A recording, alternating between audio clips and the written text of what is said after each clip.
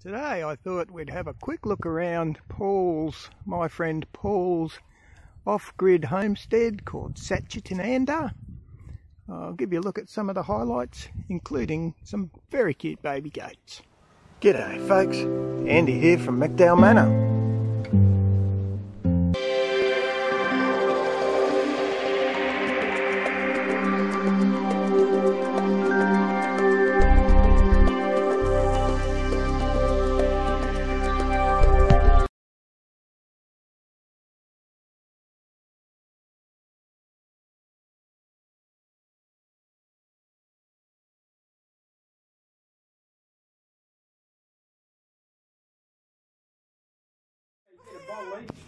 Oh, awesome! Trust me, it doesn't take long. I didn't bring my camera, damn it.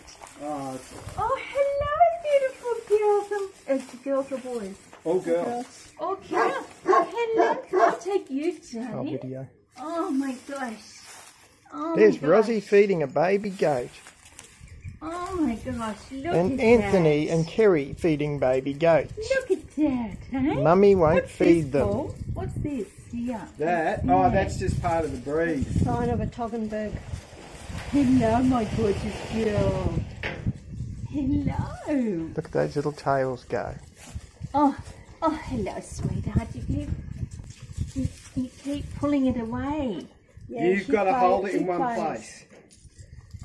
Okay. And then she'll buck it. Oh, he doesn't. Yeah, she doesn't buck so much. so much. These guys will. Look at the little tails going. Oh my gosh. So she just plays around with it a bit. She does. She takes longer than anyone else to drink. She's still got a little bit of the umbilical cord on her. Yeah, I didn't get it ready Oh to cut my it, gosh. It'll come off. Just little babies. Benny and Bobby would love one of these. Yeah, well, you can take one look after one for a couple Oh of my months. gosh. Go for it. Oh, that would be awesome. I know somebody who taught a goat to sit and chase a ball. How's that? Just like a puppy dog. It'd be sleeping in the bed. It would be. Only for a little while. Yeah. Until you get a smear of baby poo all through your bed, then you'll be going, yeah, nah. I'll make up some little diaper or something, a little nighttime nappy. A little nighttime nappy, sweetheart, hey? Come on, jump around. Jump around. Doesn't get much cuter than baby goats.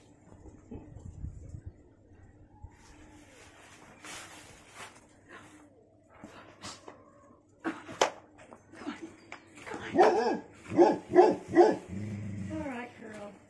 Yeah, I know. This crazy city woman who's behaving like she... Hello, gorgeous. I'll go to sleep. Hello, gorgeous. They're like a typical baby, they just sleep and eat, sleep and eat. So the bedding we're standing in is Paul's chopped up vetiver grass. Isn't it fantastic? Oh yeah, it's an eggplant. So how early is that for eggplants? So that's Paul's veggie patch. No, that's not ginger. Almost, it looks very similar to ginger, but it's not quite, it's not ginger. Go angle. Yeah, I think that's what it is. There's his vetiver grass that we were talking about. So that's used to slow the flow of water down. We're on a hill, we'd come running down here, except the vetiver grass will stop it. And you can see he's also put it on the other side there. Then there's a patch again on the other side of that next veggie garden. And there's Mama Goat. That was cut 3 weeks ago. Wow. And was that the first thing you What I'll planted? do is, that's coriander. So what you do is you get a little bowl like this, with a bit of soil like that, and you sprinkle coriander seeds over, and you just grow it that tall, and you just cut it off, and that's when you use it. Yeah. You grow it as a microgreen during the summertime, and like a normal plant during the winter. Right. Oh, good tip. Yeah. That's it, because you can't grow coriander in the summertime. It just bolts straight away. Yeah, you can see the use of the vetiver grass. Oh yeah, they do. I was talking nonsense. If you look above the door, you can see there's a little open panel there. Thought he kept them open. And the same, well, watch an electric fence. The same's true there. You can see that's open. So if they want in and out, they can get in and out. Yeah, and I just planted another Now originally Paul had these, the intention is they're a self-feeding, self-maintaining meat bird, unlike my quails, which I have to do the breeding, put them in incubators and stuff. These guys pretty much look after themselves. You don't even have to feed them. Of course, normal times Paul's not going to knock birds over because he doesn't need to.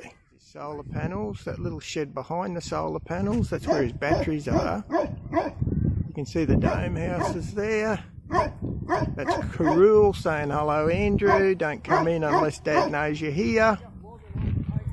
And up the hill you can see he's got water tanks. What you can't see so well is he's built a big low roof to catch excess water when it rains, and that's what goes into that big tank you can see. By then it just gravity feeds down the hill into the house. He also makes his own biogas. That's that in the centre of the screen now, that big square black thing with a cage on the top. I think that's probably was the old system, and I think his new system is that green thing that you can see there. It's that biogas unit that I was showing before. From above it's much easier to see. That's where the juice comes out of. He uses a fertiliser. Paul's just giving it a nudge. There you go, so you can see. You can see beside where the juice is coming out. That's the pipe that goes into the ground, where the gas is piped in, and then it goes through under the house and into the kitchen. And that excess fertiliser will be plumbed into, can you see that white pipe down there? It'll get plumbed into that system and then used on the food forest. How good is that, eh? That was his old veggie beds. When I used to come up here, these were the only real veggie beds he had, because it was a better, more efficient way of watering, to water straight into the baths. Here's Paul for perspective. You can see it's quite a big roof. All runs down to that gutter, of course. 3 exits in the gutter, down into that pipe, into the big tank. 110,000 litres. 110,000 litres. You can see he's got some pouring out the back there, and then that runs down towards the house. You can see the dome from up above. Very good, eh? What the smart bugger's done. So I expected it just to run straight down into that big tank, but he's also got a diversion switch which runs it through into those other tanks at the back. So, well, talk about waste not, want not. That was me falling down the hill, don't mind that. And there's 2 littler tanks there. Isn't that clever? Another bit of cleverness. You can see there's a pump there. That's actually tapped into a sprinkler system that goes over the house. So if there's ever a fire runs through the hills, Paul can turn that on. He can well and truly get the dome wet down. Hey, how good is that? The other thing he just mentioned to me is these green tanks are actually his house water, whereas the big one, he tends to use that for his gardens and his animals. So he lets the first flush go into the big one, then the really good quality stuff goes into his house tanks till they're full, and then he turns it back off so it all runs into the big tank again. Bloody stroke of genius, isn't it? And it's also your fire system. There's a solar hot water system up there. And I've just asked Paul if he wouldn't mind opening the battery house. There's the batteries, the big inverter, fuses, and that's it. That's his power. So the power's his, the gas is his, the water that you saw, that's all his as well.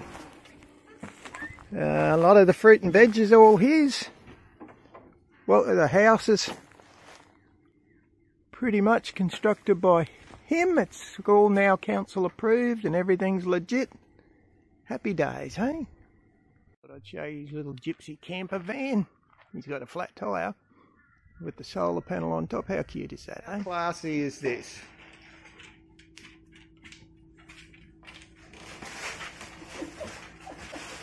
A beer fridge. That's a... See, look at this, food's come out. Look at the dog. This is another famous moment. Paul's another cheesemaker like me.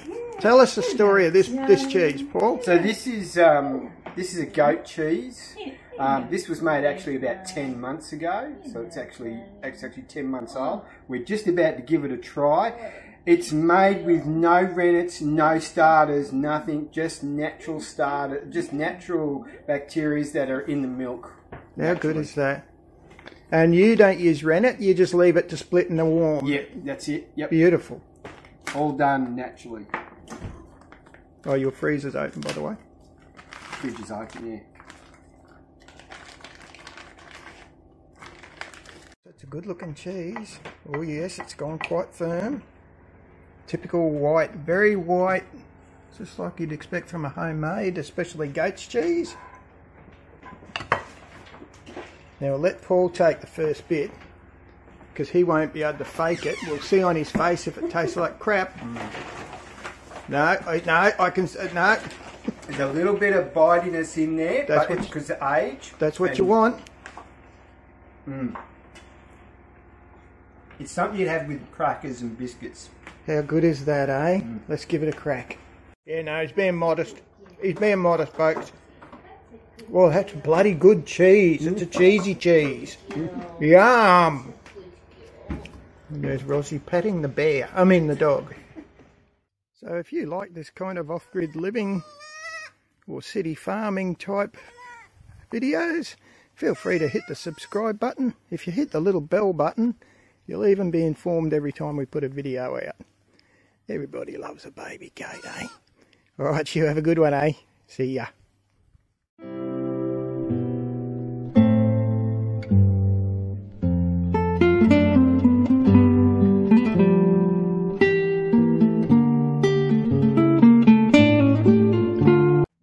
Not sure if you can tell, but boy oh boy, the old car got dusty.